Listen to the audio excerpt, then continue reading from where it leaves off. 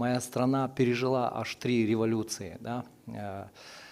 Каждый раз это для нас всех было такой большой трагедией. Особенности 2010 года, когда это было сопряжено с очень большим количеством человеческих жертв. И вот в раздумьях над этим я пришел к такому, просто неутешительному выводу, что в большей степени эти вещи происходят именно из-за того, что судебная система до конца не выполняет тот функционал, который, в общем-то, для чего он был призван. Что в целом это означает? Вообще природа государственной власти такова, что между государством и гражданским обществом всегда будут определенные напряжения. И именно суды должны снимать это напряжение, чтобы это не дошло до точки кипения.